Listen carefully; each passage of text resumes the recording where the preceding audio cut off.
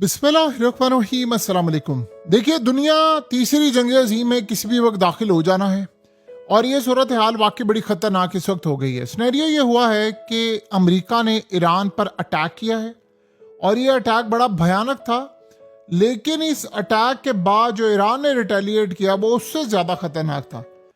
America ने Iran पर हमले किए हैं, जिसके जवाब में ईरान ने कुवैत बहरीन में अमेरिका के अड्डों को बदतरीन निशाना बनाया है। धुआं धुआं उठ रहा है। असल में ईरान के गोरख और जजीरा कश्म पर रेडार के मकामात को इन्होंने अटैक किया अमेरिका की फौज ने, और उसके बाद फिर एक ऑयल टैंकर पर अटैक किया है, जिसके जवाब में कुवैत और बहरीन में अमेरिका के अड्डों को तबाहकुन इस वक्त सामना करना पड़ा है। अब सूरत हाल ये है कि यहाँ पर जो इन्होंने अटैक किया है वो एक वेव आई है, दूसरी वेव आई है और ये बहुत ज़्यादा ख़तरनाक थी। यानी आधी रात को पहले अटैक किया, फिर उसके बाद उन्होंने अटैक किया और काफ़ी ज़्यादा अमेरिका का इस वक्त नुकसान हुआ है। और अमेरिका ने एज यूजुअल, आप सबको पता है कि उसने कहना है कि मैंने तो वो ड्रोन्स रोक लिए, मैंने मिसाइल रोक लिए, मैंने फलाना रोक लिया, लेकिन ये बैलिस्टिक मिसाइलों से जो अटैक हुआ है उसने अमेरिका के अड्डों को काफ़ी हद तक इस वक्त नुकसान पहुंचाया है। यानी इतना ज़्यादा नुकसान पहुंचाया है कि वहाँ से धुआं, आग और ये तमाम चीज़ें निकल रही हैं। इस वक्त बहरीन में ख़तरे के सायरन बजते जा रहे हैं, कुवैत में सायरन बज रहे हैं, और इस सूरत हाल के अंदर ईरान ने कहा है कि जी हमने अटैक हर सूरत करना है और ड्रोन्स को रोकने की और ये तमाम चीज़ें करने की भी इस वक्त कोशिश की जा रही।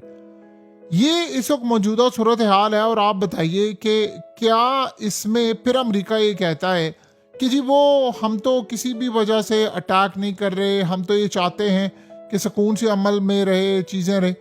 आप अंदाज़ा करें कि अटैक पर अटैक हो रहा है और अमेरिकी फौजियों की वहाँ पर चीखें निकले। अभी कल हमने देखा कि जो अमेरिका का एयरक्राफ्ट कैरियर है उस पर जो अटैक हुआ था वो कितना ज़्यादा ख़तरनाक था कि उसकी फुटेज सामने आई और पता ये चला वहाँ आग कितनी लगी। और अमेरिका जो झूठ बोलता रहा कि उसको कुछ नहीं हुआ, कोई आग नहीं लगी, कोई ऐसा मामला नहीं हुआ। अब बड़ी डेवलपमेंट जो सामने आ रही है वो ये आ रही है कि अमेरिका के पास जो ड्रोन्स हैं वो ख़त्म होना शुरू हो गए हैं। ये पहली मर्तबा ऐसा हुआ है कि अमेरिका के ड्रोन्स अब ख़त्म होना शुरू हो गए। और बताया ये क्या है कि प्रोडक्शन पीछे से नहीं हो रही और ये जो ड्रोन्स हैं वो काफ़ी हद तक ख़त्म हो गए हैं। और अमेरिका के ड्रोन्स तो बड़ी तादाद में, यानी कोई तकरीबन 40-50 के करीब तो सिर्फ इस जंग में मारे गए हैं। देखें, ये कोई आम ड्रोन नहीं होते, ये F-35 जेट से भी समटाइम ज़्यादा महंगे होते हैं।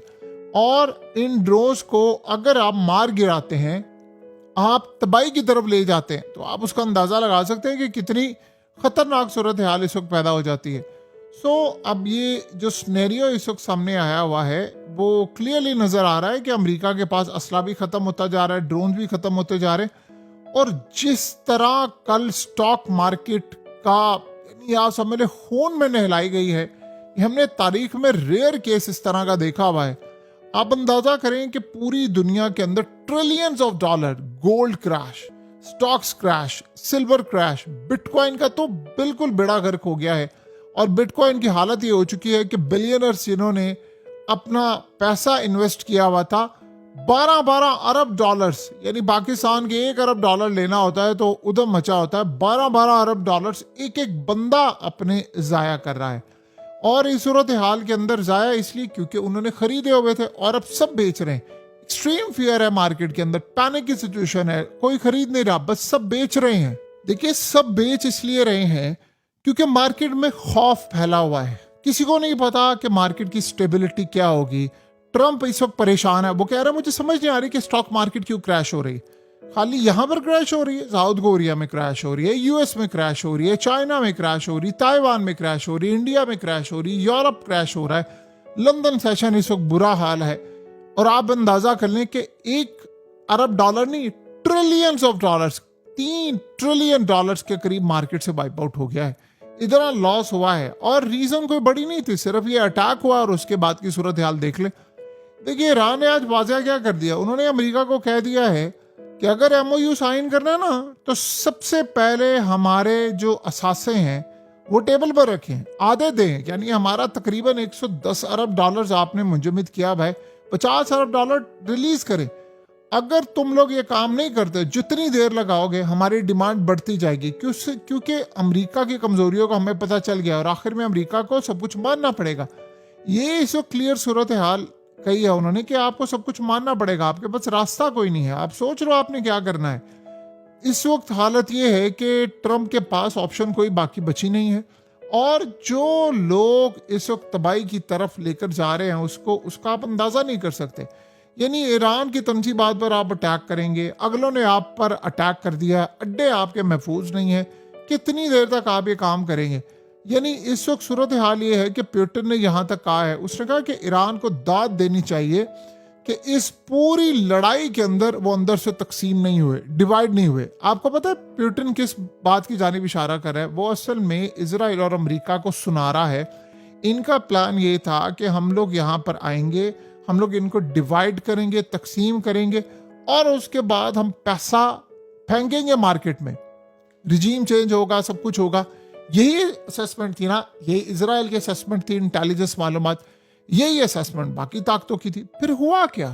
फिर क्या सूरत हाल बाकी हुई? फिर आप देख लें, फिर उसके बाद सब कुछ फेल हो गया। और ये असल में ईरान समझता है कि हमारी बड़ी नाकामी है। असल में एक चीज पर ये लोग समझ नहीं पाए थे कि अगर ईरान में कुछ ऐसा मामला होता, अवाम सड़कों पर निकलते और सारा कुछ होता, वो एक अलग चीज थी।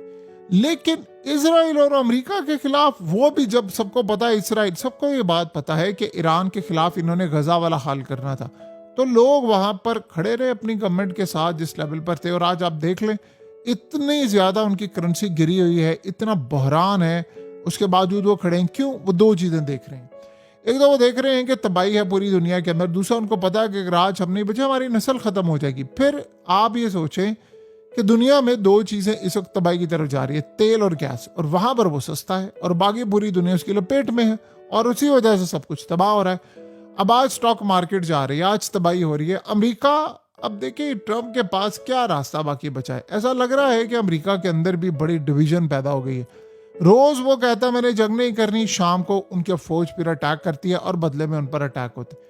ये नहीं है, कब तक ये चलेगा? आप अटैक करेंगे, आप पर अटैक होगा। आप सुबह उठ के आपका प्रेसिडेंट कहेगा मैं डील कर रहा हूँ, मैं साइन कर रहा हूँ, शाम को आप अटैक करेंगे, फिर ईरान अटैक करेगा, सुबह होते होते 10 अटैक आप पर हो जाते हैं, मिसाइलों पर मिसाइल आपके ऊपर हिट किए जा रहे हैं। कितनी देर तक आप ये काम करेंगे? कितनी देर तक आप ये सारा सिनेरियो जारी रख सकते हैं? ये ज्यादा देर तक ये मामला नहीं हो सकता। अब आप ये सोचें कि ईरान के ऊपर अटैक करते करते इनके पास और बहुत सारी चीजें आपको नजर आती है। देखिए ईरान के जो फॉरेन मिनिस्टर है, उन्होंने क्या बात की? उन्होंने कहा कि जब आयतुल्लाह पर हमला हुआ था, मैं इसी दफ्तर में था, मलबे के नीचे मैं दब गया था। उन्होंने कहा मैं मलबे से निकला था, मैं मौत को छू कर आया हूं। ये आप अंदाजा कर लें। ऊपर से ट्रंप, उसके नजदीक वो कहता थी मेरी इंतजामिया को ईरान के मामले पर जबरदस्त कामयाबी हासिल हो रही है। आप ये सोचें कि ये दुनिया के अंदर सूरत हाल है कि आहिस्ता आहिस्ता आप मामलात को किस लेवल पर लेकर जा रहे हैं। अमेरिका इस वक्त परेशान है और उसको ये बात समझ नहीं आ पा रही कि सिनेरियो क्या है।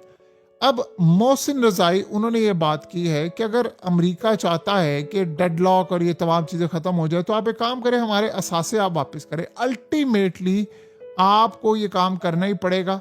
और ऊपर से आप सोचो अमेरिका क्या करे, वो ईरान पर और पाबंदियां लगा रहे हैं। भाई पाबंदियों से अगर कोई भी मुल्क यानी तबाह हो सकता, तो आप बता दें कि ईरान अब तक तबाह हो चुका होता।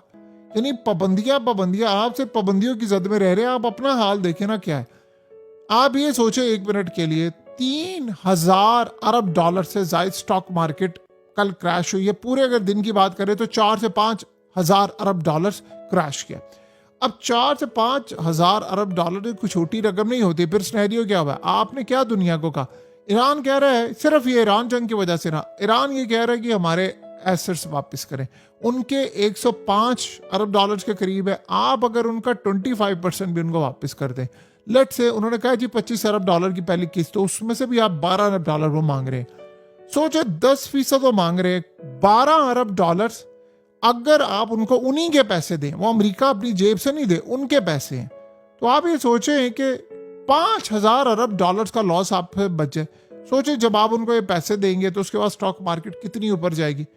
लेकिन बेवकूफ जो बैठे हों सर पर, तो फिर सूरत हाल क्या होगी? आज बिटकॉइन क्रैश कर रहा है, यही वजह ना, आज गोल्ड क्रैश कर रहा है, सिल्वर क्रैश कर रहा है, तमाम चीजें क्रैश कर रही। स्टॉक मार्केट कोई ऐसी नहीं रह गई आज स्टॉक्स जो क्रैश ना कर रहे हो।